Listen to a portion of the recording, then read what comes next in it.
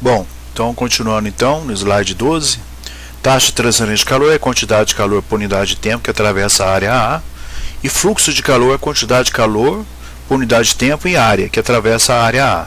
Tá? Então as unidades do sistema internacional, a taxa é dada em watt e o Q minúsculo é dado em watt por metro quadrado. Transferência de calor por condução. Então a lei de Fourier rege a transferência de calor por condução. Então imagine que uma placa infinita, né, dimensões infinitas nessa direção, né, submetida a certas temperaturas T1 e T2, eu tenho uma área de transferência de calor, tá? Se T1 é maior que T2, então a diferença de temperatura vai ser T1 menos T2. E a taxa de transferência de calor é proporcional à área, essa diferença de temperatura inversamente proporcional a esse comprimento. Então a constante de proporcionalidade vai ser o meu K, que é a condutividade térmica.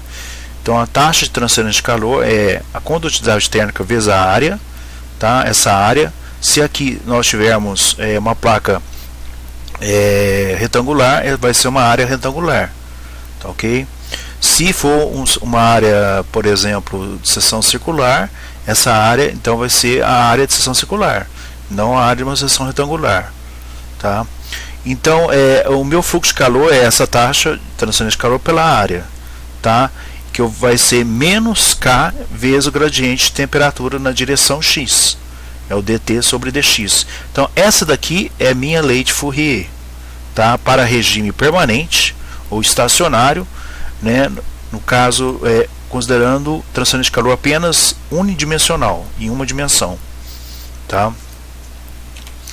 Então, Q é a taxa de transferência de calor por condução em watt, Q é o fluxo em watt por metro quadrado, A é a área perpendicular ao fluxo em metro quadrado, K é a minha condutividade térmica em watt dividido por metro vezes Celsius, T é temperatura em Celsius ou Kelvin, tá? E dt dx eu chamo de gradiente de temperatura. No caso de uma parede plana, né? Então a gente vai ter essa formulação aqui. Tá? Então, a taxa de transferência de calor é o K vezes a área, dividido por L, vezes a diferença de temperatura. Tá?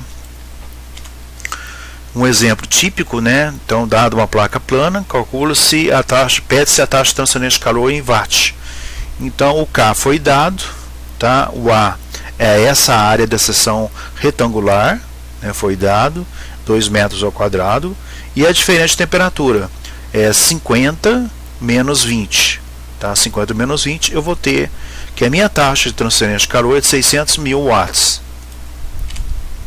Aqui no caso de convecção, né, a lei que rege o mecanismo de convecção é a lei do resfriamento de Newton. Ela é dada por o coeficiente de convecção H vezes a área, tá? Por exemplo, a área seria essa placa aqui, né?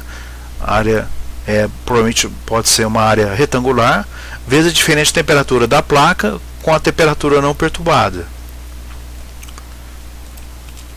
Então, Q é a taxa de transferência de calor em watt, Q é o fluxo, a área da superfície em contato com o fluido em metro quadrado, e o mais importante aqui, né, o H é o coeficiente de convecção.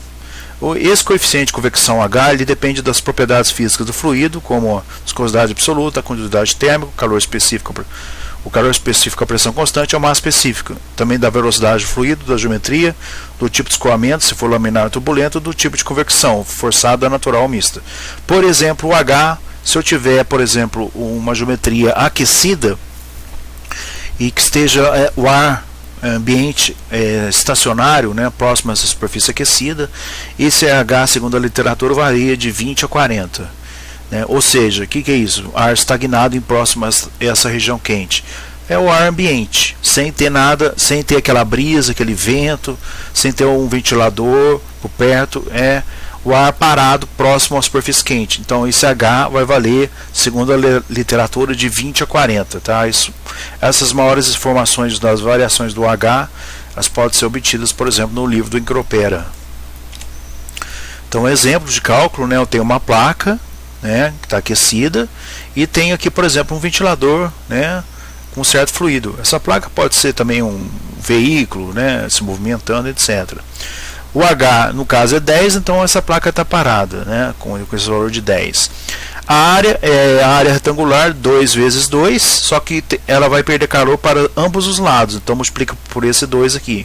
Então é 2 vezes 2 vezes 2.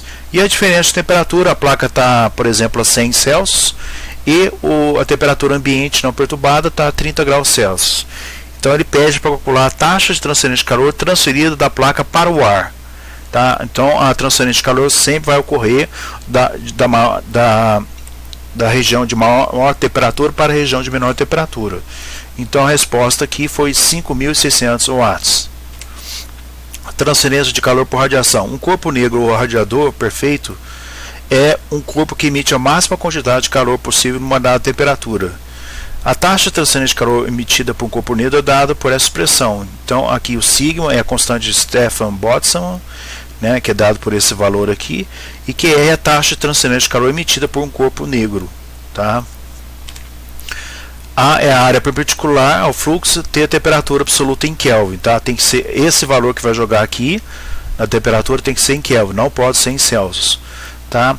E aqui eu tenho a taxa de calor emitida por um corpo real, onde o eta é a emissividade do corpo. Então, para corpos reais, esse eta varia de 0 a 1. E para corpo negro, o eta vale igual a 1, que recai nessa fórmula aqui, ó, tá? Na equação 1.3. Se eu tiver um corpo real, eu caio nessa equação aqui, tá? Na equação 1.4. Então a taxa líquida resultante trocada por duas superfícies, né, que estão emitindo calor por radiação, né, sendo essa parede com uma temperatura maior que essa outra parede, é dada por essa expressão aqui em watts. Então Q maiúsculo é watts, Q minúsculo é fluxo, que é watts por metro quadrado. Então eu vou ter, que é a minha constante sigma, constante de Stefan-Boltzmann, tá?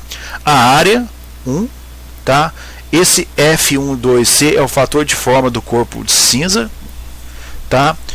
As diferenças de temperaturas elevado à quarta, tá? Não pode ser essas temperaturas, repito, em Celsius, ela tem que ser em Kelvin. E esse fator também de forma do corpo cinza, ele vai variar, né, o seu valor, como calcular, de acordo com a forma da geometria que está emitindo, tá? Então, ok? Então a gente não vai entrar nesse aspecto da radiação aqui, né? Quem for fazer transferência de calor, né, a gente vai calcular esse fator de forma, né, do corpo cinza, né? Tá? Então de acordo com o formato da geometria existe uma tabela que você vai fazer um cálculo, né, desse F para jogar nessa expressão e calcular a taxa de transferência de calor por radiação. O que vai nos interessar para essa sexta prática de fluidos, né, que é a transferência de calor por condução.